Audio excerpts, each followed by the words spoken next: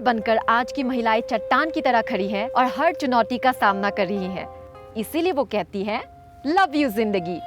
और इसीलिए मैं मोनिशा, आपकी होस्ट और दोस्त, आपके लिए लेकर आई हूँ लव यू जिंदगी, एक ऐसा शो जो आपको कुछ नया करने के लिए प्रोत्साहित करे और आप अपनी टर्म्स पर जिंदगी जी सके।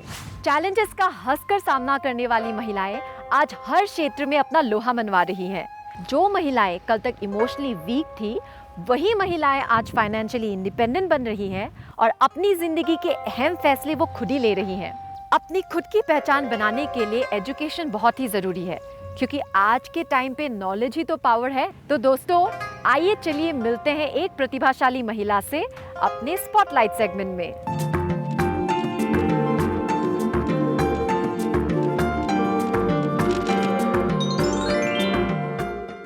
आज हम मिलने वाले हैं एक वकील से, जो आजकल वकालत नहीं करती पर सोशल वर्क करती हैं। बहुत बड़ी सैलरी को छोड़कर वो अपने राज्य नागालैंड वापस आ गई, ताकि वो वहाँ के यूथ को गाइड कर सके, उन्हें जीने का सही रास्ता दिखा सके। तो चलिए दोस्तों, मिलते हैं हेकानी जखालू से। हेकानी जी, आपका हमारे शो लव यू जिंदगी में बहुत बहुत स्वागत है। Thank you Manisha ji. आप एक एडवोकेट हैं, आपने यूएस में जाके मास्टर्स की है, तो ऐसा क्या हो गया कि आपको नागालैंड, आपकी मातृभूमि वापस खींच लाई? क्योंकि एक बार नॉर्थ ईस्ट के बच्चे बाहर चले जाए ना, तो उनको वापस लाना तो बहुत ही कठिन होता है। When I was young girl, like any young girl, हमारा एम्बिशन भी था कि एक दिन हम बड़े एडवोकेट बनेंगे, बड़े लॉयर बनेंगे। सो इसी के लिए हम दिल्ली यूनिवर्सिटी में पढ़ाई किया, LLB किया, और US में मैंने LLM किया, और आई वाज ऑल रेडी हमारा करियर टेक ऑफ करने के। हाँ, बट ड्यूरिंग 2005 हमारा एक मीटिंग था हमारा चीफ मिनिस्टर निफ्यू रियो के साथ। उस टाइम में हम दोनों का बातचीत शुरू हुआ, और हम अपने काम के लिए, अपने लॉ फर्म के लिए उससे बात करने गया था। But he started discussing about youth employment, the challenges of unemployment, the challenges of youth in Nagaland. Nagaland एक एकदम पॉलिटिकली डिस्टर्ब्ड स्टेट है। If you look at the history, about an hour we had a discussion. उसका बहुत he wanted to do something, and he was really, you know, struggling as a government and as a leader. So at that point of time, that was really the turning point of my life. I mean, as a young person, I wanted to be a big lawyer, so I was thinking, even if I become big lawyer, how much can I contribute to my society and to my people? तो हम सोचा कि हम सब छोड़ देंगे, हम वापस घर जाएंगे, हमारे यूथ के लिए काम करेंगे, हमारे गवर्नमेंट को असिस्ट करेंगे, and then I decided to quit my career and start my organization. आपकी एक संस्था है जिसका नाम यूथ नेट है, उसके बारे में आप हमें बताइए। So 2006 में हम ये नॉन प्रॉफिट ऑर्गेनाइजेशन शुरू किया।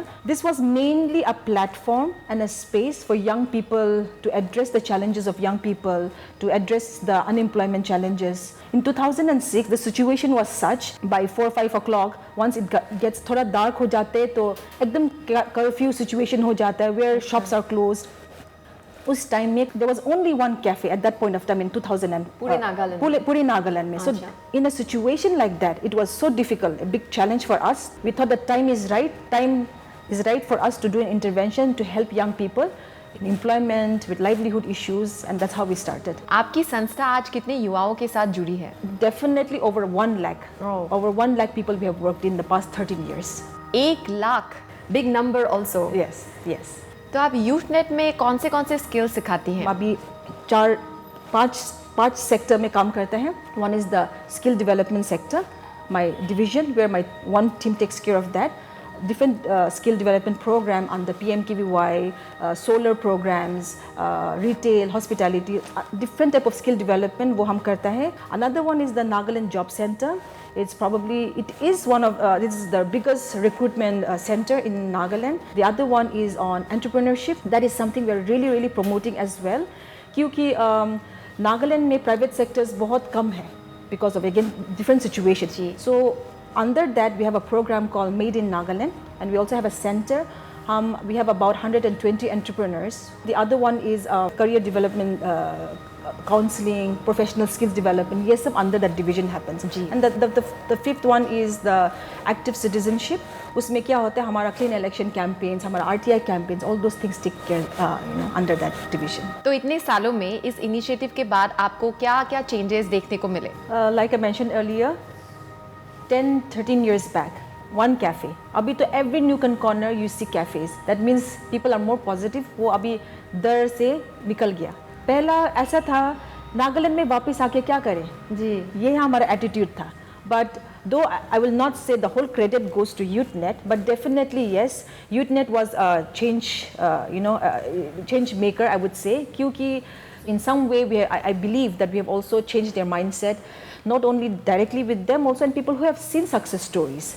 आखिर में आप हमारे नॉर्थ ईस्ट के युवाओं को, खास तौर पे महिलाओं को क्या संदेश देना चाहेंगे? For me, I always tell my young people whenever I meet them, किसी का सपने छोटा नहीं होता है. Everybody has a big dream, but for me, I always say you have to start now. Even if it's a small step, you have to start now, and then it's only possible to reach that dream if you start believing in yourself, and that is by doing it now. Love you, देखा आपने कैसे बड़ी salary को छोड़कर हकानी नागालैंड वापस आ गई और आज इतना बड़ा ग्रासरूट लेवल पर काम कर रही है. हकानी कहती है कि वो बहुत बार फेल हुई हैं, लेकिन कभी हारी नहीं है. दोस्तों, अगर हम भी इसी जज्बे के साथ जिंदगी में आगे बढ़ते रहे ना, तो अपनी मंजिल तक पहुंचने से हमें कोई नहीं रोक सकता, चाहे वो मंजिल शॉपिंग मार्केट ही क्यों ना हो.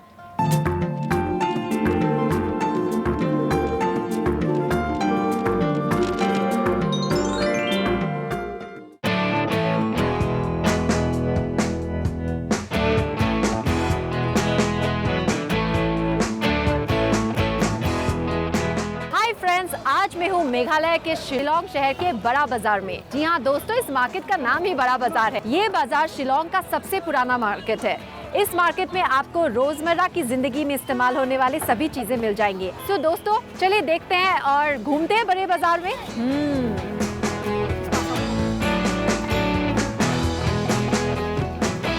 छोटी छोटी गलियों के अंदर आपको बहुत सारे शॉप्स मिलेंगे, जहाँ पे आपको घर के अनेक प्रकार के सामान मिल जाएंगे. वाओ, ये तो खत्म ही नहीं हो रहा है. देखिए यहाँ पे आपको कितने प्रकार के फ्रेश सब्जियां मिलेंगी. एकदम ग्रीन वेजिटेबल्स, काफी फ्रेश लग रही हैं ये सब्जियां.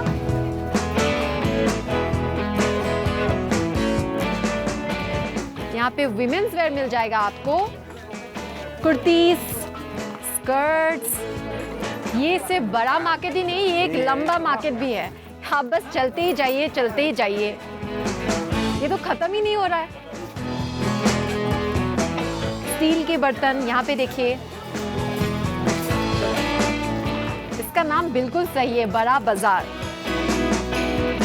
देखिए दोस्तों, यहाँ पे आपको जूते चप्पल भी मिल जाएंगे, मॉडर्न जूते चप्पल. चलिए हम आ गए हैं राशन की दुकान पर, जहाँ पे आपको लोकल दाल, चावल वगैरह मिल जाएंगी. ये है बीटल नट. ये खाने से आपका मुंह एकदम लाल लाल होगा इनकी तरह. तो ये था बड़ा बाजार. इस बड़े बाजार में शॉपिंग करके मुझे बहुत बड़ी भूख लग रही है, तो मैं चली कुछ अच्छा खाने के लिए. और मैं आपसे मिलती हूँ हमारे अगले सेगमेंट में, जो है हेल्थ मंत्रा.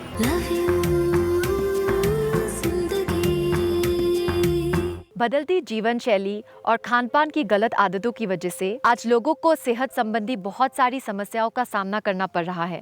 संतुलित और पोषक तत्वों का आहार ना लेने की वजह से खून में आयरन की कमी है और अनीमिया के मरीजों की संख्या बढ़ती ही जा रही है. चलिए इसके बारे में जानकारी लेते हैं अपने हेल्थ एक्सपर्ट से.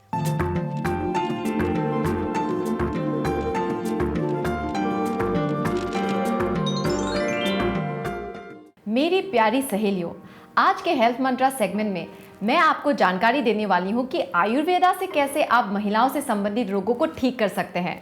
और इसके बारे में बातचीत करने के लिए आज मेरे साथ है डॉक्टर एकता. डॉक्टर एकता, आपका हमारे शो लव यू जिंदगी में बहुत बहुत स्वागत है. Thank you so much. जी डॉक्टर, आप हमें बताइए कि नॉर्थ ईस्ट की महिलाओं में कौन कौन से रोग ज़्यादा मिलते हैं.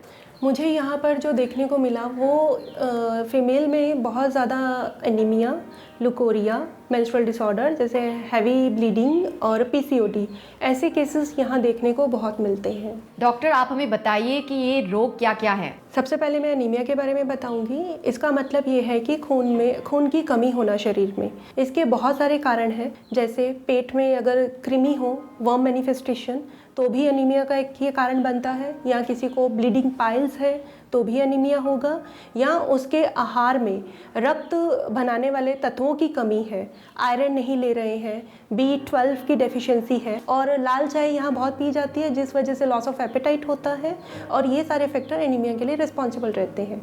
दूसरा जो मैंने बताया ल्यूकोरिया, यहाँ पर लोकल लैंग्वेज में उसको बोगासराफ कहते हैं। तो ल्यूकोरिया का मतलब है वेजाइनल डिस्चार्ज, और यहाँ पर जो मैंने देखा है छोटी से छोटी लड़कियों में भी ये बहुत पाया जाता है। 8 साल के बाद ये प्रॉब्लम शुरू हो जाती है और हर एज की फीमेल में ये यहाँ मिलती है। उसका एक कारण हम ये भी कह सकते हैं कि ये हाइजीन मेंटेन करके नहीं रखते हैं। दूसरा इसमें हार्मोनल इम्बैलेंसेस और पीसीओडी जो है इरेगुलर मेंस्ट्रुएशन का कारण है।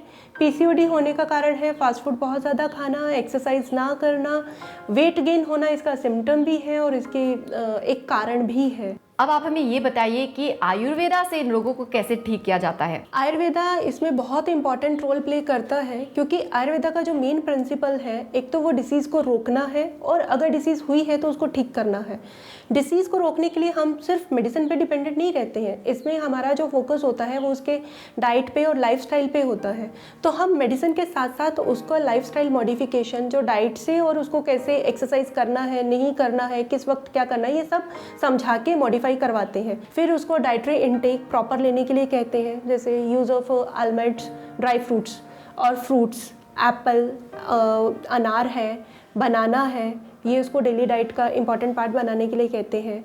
सैलेड खाने के लिए प्रमोट करते हैं हम लोग उनको, और उसके साथ साथ ग्रीन वेजिटेबल्स पे हमारा बहुत फोकस रहता है। तो हमारा मेन फोकस मेडिसिन ना हो के जो यहाँ पर हर्ब्स मिलती है और as a dietary product use होता है, और जो इम्पॉर्टेंट न्यूट्रिएंट्स हमें फ्रूट से मिलते हैं या ड्राई फ्रूट से मिलते हैं।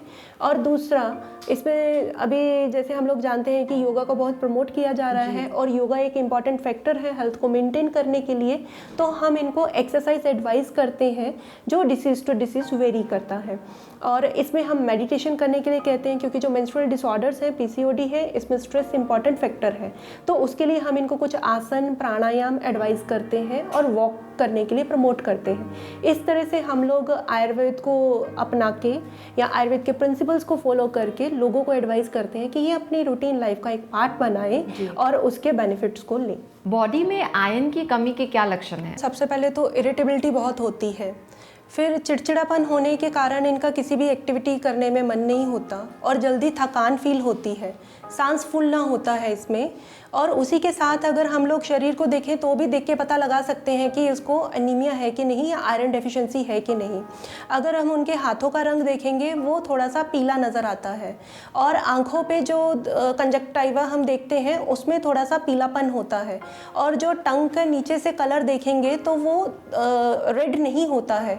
इन सब एग्जामिनेशन जो एक्सटर्नल एग्जामिनेशन से या फिजिकल एग्जामिनेशन से हम पेशेंट को देख सकते हैं कि आयरन डेफिशिएंसी तो नहीं है। देखा, आपका आहार आपके स्वास्थ्य के लिए कितना महत्वपूर्ण है, और उससे भी अधिक महत्वपूर्ण है कि आपके आहार में पोषक तत्वों का सही मात्रा में होना। डॉक्टर, आपने हमें ढेर सारी बीमारियों के बारे में इतने विस्तार से जानकारी दी, उसके लिए आपका बहुत बहुत धन्यवाद। Thank you so much.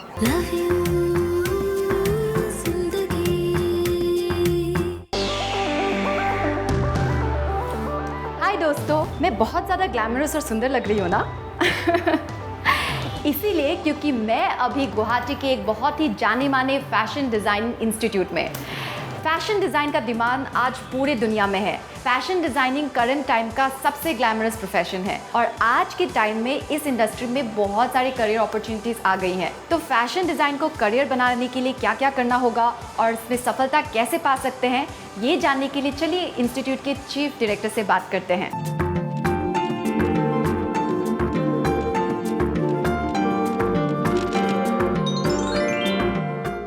दोस्तों, हमारे साथ बातचीत के लिए बैठी है इंस्टीट्यूट की chief director Chinki Agarwal. Chinki ji, love you Zindagi में आपका बहुत बहुत स्वागत है। Thank you so much.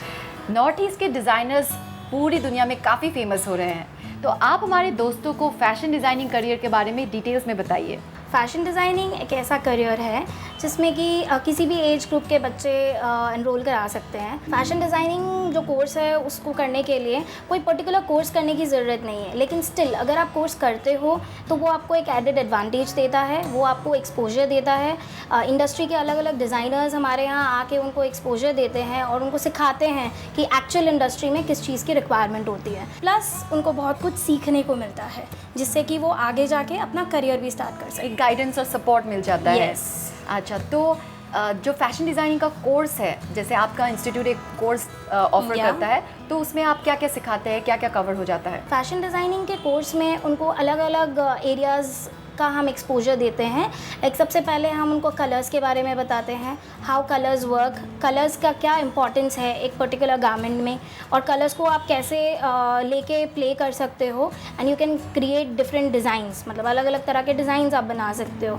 After colours के नॉलेज के बाद हम उनको समझाते हैं कि स्केच कैसे किया जाता है, कैसे एक लाइव फिगर को वो पेपर पे ड्रॉ करते हैं। देन वी टीच देम कि जिसको आपने ड्रेप किया है और जो आपने इलस्ट्रेट करा है उसके लिए सबसे बेस्ट फैब्रिक कौन सा होता है, आप कैसे चूज़ करते हो फैब्रिक्स अपने लिए कपड़े बनाने के लिए। उसके बाद आफ्टर ये वाला स्टेज क्लियर होने के बाद हम बच्चों को टेक्सटाइल्स के बारे में नॉलेज देते हैं कि जो गारमेंट्स उन्होंने ड्रेप किया है उसको रियलिटी में वो कैसे किस तरह के गारमेंट्स के ऊपर उसको लाके दिखा सकते हैं। And after choosing the fabric हम बच्चों को टेक्निक सिखाते हैं जिसमें कि वो फैब्रिक को कट करके एक प्रॉपर ड्रेस तैयार कर सके। तो एक्चुअल में वो उसने जो भी इंस्पिरेशन लिया है, उसने जो भी एक पेपर पे डिज़ाइन बनाया है, उसको रियलिटी में कैसे कन्वर्ट करते हैं वो हम सिखाते हैं। जैसा कि ये खूबसूरत ड्रेस जो एकदम। आज मैंने पहना है, जो इस इंस्टीट्यूट की एक बहुत ही टैलेंटेड स्टूडेंट ने बनाया है और मुझे पहनने का ये प्रिविलेज मिला है, so thank you so much for that. और काफ़ी खूबसूरत है, कलर बहुत ही प्यारा है, ये कॉम्बिनेशन बहुत प्यारा है, तो ये सब आप सिखा देते हैं। यस। तो आखिर में हमसे पूछेंगे कि ये कोर्स करने के बाद नौकरी की क्या क्या संभावनाएं हैं?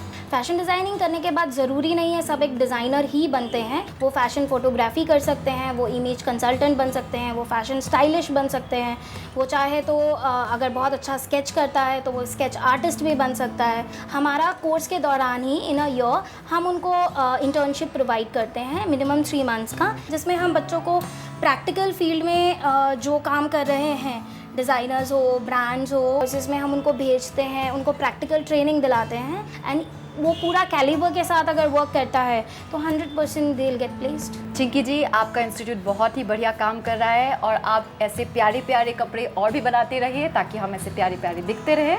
हमारे साथ बातचीत करने के लिए आपका बहुत बहुत धन्यवाद। Thank you so much. अब मेरे साथ बातचीत करने के लिए बैठी है इंस्टीट्यूट की सीनियर फैकल्टी मेंबर निहारिका काकुटे। तो निहारिका जी, आप हमें बताएं कि ये कोर्स करने के लिए क्या क्वालिफिकेशन की ज़रूरत है? हमारे पास बहुत सारे कोर्सेस है, डिप्लोमा भी है, फिर डिग्री का कोर्स भी है, फिर एमएससी का कोर्स भी है। फिर डिप्लोमा के लिए हमारे 10+2 होना ज़रूरी है। फिर डिग्री बीएससी फैशन है, उसके लिए भी 10+2 का डिग्री होना ज़रूरी है। एमएससी फैशन के लिए आपका ग्रेजुएशन होना ज़रूरी है। अच्छा, तो आखिर में आप हमें बताएं कि आपके इंस्टीट्यूट के थ्रू आप नॉर्थ ईस्ट की महिलाओं को किस तरह का सहयोग और सपोर्ट दे रही हैं? हमारे इंस्टीट्यूट की तरफ से हम लोग जो गांव की जो महिलाओं हैं उन लोग को जाके हम लोग थोड़ा सा वेविंग सिखा सकते हैं, फिर मशीन का काम सिखा सकते हैं, हाथ का भी बहुत सारे डिज़ाइनर्स के लिए तो हम लोग जाके सिखाते हैं। वाह! तो दोस्तों, अगर आपके अंदर क्रिएटिविटी है और आप कुछ अलग करना चाहते हैं तो फैशन डिज़ाइनिंग का करियर आपके लिए एक बहुत ही ऑफबीट करियर होगा। निहारिका जी, लव यू ज़िंदगी के साथ बैठ के बातचीत करने के लिए और हमारे दोस्तों के साथ इतना सारा इन्फॉर्मेशन शेयर करने के लिए आपका बहुत बहुत धन्यवाद। Thank you so much. तो समझ गए ना, एकदम स्टाइल में रहने का, लाइफ में हिट रहने का और फिट रहने का और कुछ ऑफ बीट करने का, जैसे आपकी होस्ट और दोस्त मोनिशा।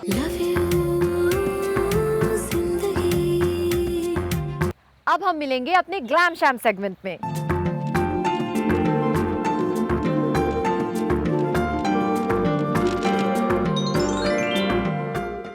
नॉर्थ ईस्ट के बारे में क्या कहूँ, क्योंकि it is the most beautiful place we have and मुझे अभी तक पूरी तरीके से एक्सप्लोर करने का मौका नहीं मिला है। मैं सिर्फ दार्जिलिंग गया हूँ, बट सिक्किम, मणिपुर, आसाम, ये सारी जो ब्यूटीफुल प्लेसेस हैं अभी तक मैं नहीं गया हूँ। तो मुझे बहुत मन करता है वहाँ जाने का। मेरा भी मन करता है वहाँ पे जाके फ़िल्म शूट करूँ, क्योंकि मैंने सुना है कि सारे प्लेसेस की अपनी एक ब्यूटी है, एक कल्चर है। आर्ट को लेके बहुत ही रिच है नॉर्थ ईस्ट, एंड म्यूज़िक से लेके dance and everything is beautiful है। मेरे जो शो में है वो मोस्टली जो बहुत ही ज़्यादा टैलेंटेड लोग आते हैं वो उसी जोन से आते हैं, और मैं बहुत ही हैरान हो जाता हूँ कि यार इतने अच्छे टैलेंट वहाँ से आती है। और मैं हैरान हो जाता हूँ जब मैं किसी से पूछता हूँ कहाँ से हो, तो बोलते हैं आसाम से हैं। और अभी लास्ट सीज़न में एक आसाम की लड़की थी, बहुत ही कमाल की डांसर थी, एंड अमेजिंग परफॉर्मेंस। हो मैं बहुत खुश हूँ कि नॉर्थ ईस्ट में जो है वो कल्चर को लेके काफ़ी बहुत ही एक्साइटमेंट रहती है वहाँ पे। Definitely I want to go to Sikkim, because मैंने बहुत सुना है इसके बारे में, और वहाँ के म्यूज़िक के बारे में मैंने बहुत सुना है, बहुत ही अच्छा है। वहाँ की डांस कल्चर के बारे में बहुत सुना है, तो सिक्किम में जाना पसंद करूँगा। Then I want to go to Assam. Assam से बहुत ही टैलेंट आता है, तो मैं अभी तक आसाम नहीं गया हूँ, तो आसाम मुझे जाना है। Then yes of course Manipur, and then Darjeeling, and every places I want to go explore places. मैं अभी जब भी जाता हूँ तो मैं सिर्फ शो के लिए जाता हूँ, एक दिन के लिए जाता हूँ, वापस आ जाता हूँ। मुझे कभी देखने का मौका नहीं मिलता। फैंस बहुत सारे हैं, और मुझे बहुत सारे वहाँ से मेल्स और मैसेजेस आते रहते हैं। सो उनके लिए मैं यही कहना चाहूँगा कि thank you so much for loving me, and I hope कि मैं बहुत जल्दी आप लोगों के पास आऊँ और आप लोगों के बीच में रहूँगा। और जितनी भी सपोर्ट की मेरी ज़रूरत होगी मेरे को कभी भी आप बोल देना, मैं I will be there for north east. इस शो का नाम लव यू ज़िंदगी है। लव और ज़िंदगी के दोनों को एक साथ रखा है, और आई थिंक ज़िंदगी अधूरी है लव के बगैर, लव अधूरा है ज़िंदगी के बगैर। So it's a beautiful combination, and for north east I think ये दोनों चीज़ें जो है वो बिल्कुल सही तरीके से जाती है, क्योंकि नॉर्थ ईस्ट में जब भी आप जाओगे तो आपको एक अलग ज़िंदगी देखने को मिलेगी, एक अलग प्यार देखने को मिलेगा। सो लव यू ज़िंदगी is write name for this show. So absolutely agree with this name, and it's beautiful, and to all my fans to Northeast, it's love you Zindagi.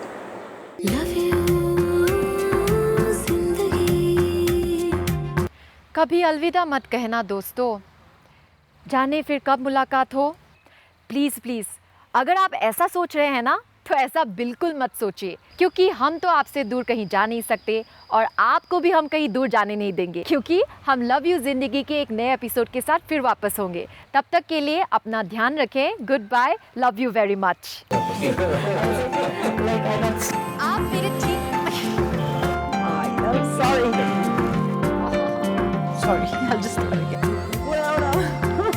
Traditional culture को करते हैं। क्या ये दो? I forgot seriously.